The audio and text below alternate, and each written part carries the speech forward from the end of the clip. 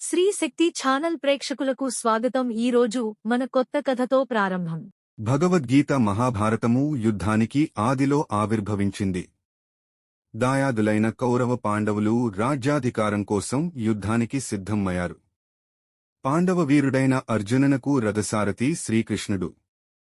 యుద్ధానికి ఇరువైపు వారు శంఖాలు పూరించారు. అర్జునుని కోరికపై కృష్ణుడు రణభూమి మధ్యకు రథాన్ని తెచ్చాడు. అర్జునుడు ఇరువైపులా పరికించి చూడగా తన బంధువులు, గురువులు, స్నేహితులు కనిపించారు. వారిని చూచి అతని హృదయం వికలమైంది. రాజ్యం కోసం బంధుమిత్రులను చంపుకోవడం నిష్ప్రయోజనమనిపించింది.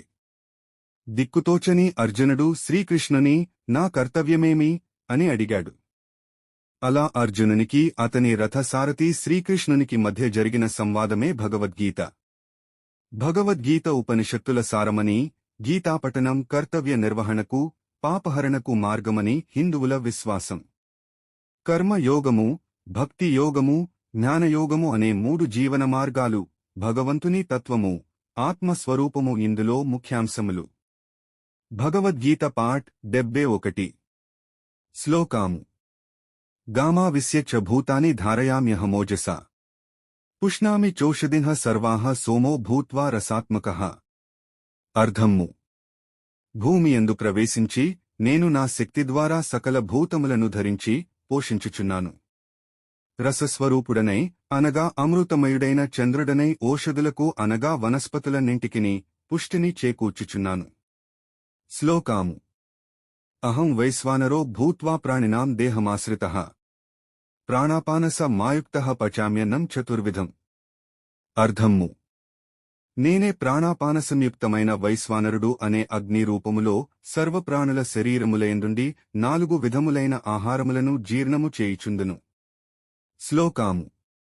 సర్వస్య చాహం హృది సన్నివిష్టో మత్తః స్మృతిర్జ్ఞానమపోహనం చ వైదైశ్చ సర్వైరహమేవ వేద్యో వేదాంతకృద్వేద విదేవ చాహం. అర్థము. అన్ని ప్రాణుల హృదయములలో అంతర్యామిగా ఉన్నవాడను నేనే. నా నుండియే స్మృతి, జ్ఞానము, మరపు కలుగుచున్నవి. వేదముల ద్వారా తెలిసికొనదగిన వాడను నేనే. వేదాంతకర్తను, వేదజ్ఞుడను గూడ నేనే. శ్లోకాము. ద్వావిమో పురుషో లోకే క్షరశ్చాక్షర ఏవ చ క్షరః సర్వాణి భూతాని కూటస్థోక్షర ఉచ్యతే. అర్థము. ఈ లోకమునందు క్షరుడు, నస్వరుడు, అక్షరుడు, వినాశనము లేనివాడు అని పురుషులు 2 విధముగా గలరు. సకల ప్రాణుల శరీరములు నస్వరములు. జీవాత్మ నాశరహితుడు. శ్లోకాము. ఉత్తమః పురుషస్త్వన్యః పరమాత్మేత్యుదాహృత యో లోకత్రయమావిశ్వ బిభరత్యవ్యయ ఈశ్వరః. అర్థము. పై ఇద్దరికంటెనూ ఉత్తముడైన పురుషుడు వేరైనవాడొకడు కలడు. అతడే నాశరహితుడైన పరమేశ్వరుడు, పరమాత్మ. అతడు 3 లోకములయందును ప్రవేశించి అందరినీ భరించి పోషించుచున్నాడు. శ్లోకాము. యస్మాత్ క్షరమతీతో హం అక్షరాదపి చోత్తమః అతోస్మి లోకే వేదే చ ప్రథితః పురుషోత్తమః. అర్థము. నస్వరమగు క్షేత్రము కంటెను నేను సర్వదా అతీతుడను. నాశరహితమైన జీవాత్మ కంటెను ఉత్తముడను. కనుక ఈ జగత్తునందును పురుషోత్తముడనని ప్రసిద్ధికెక్కెతిని. శ్లోకాము. యో మామేవమసమ్మూఢో జానాతి పురుషోత్తమం స సర్వవిద్భజతి మాం సర్వభావేన భారత. అర్థము. ఓ అర్జున, జ్ఞాని అయినవాడు ఈ విధముగా నన్ను తత్వతః పురుషోత్తమునిగా ఎరుంగును. సర్వజ్ఞుడైన అతడు వాసుదేవుడనైన నన్నే నిరంతరము పరమేశ్వరునిగా భజించును. శ్లోకాము.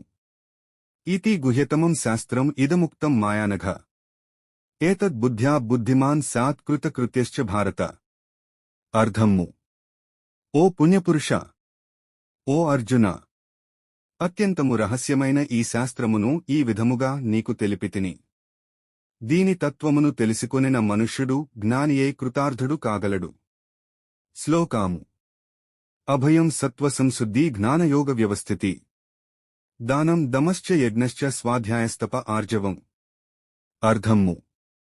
శ్రీ భగవానుడు ఇట్లు పలికెను.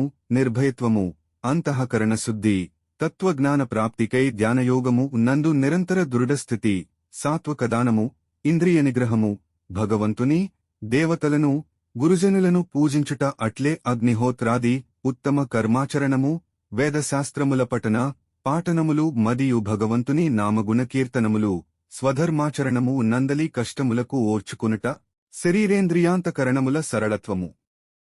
శ్లోకాము. అహింసా సత్యము క్రోధః త్యాగః శాంతిరపైసునం.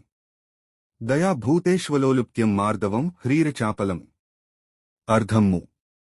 అహింస, సత్యము, క్రోధము, త్యాగము, శాంతి, ఎవరిని నిందింపకుండుట, దయ, మార్దవము, శాస్త్ర విరుద్ధ కార్యాచరణమునకు వెనుకాడుట, చపలత్వము లేకుండుట.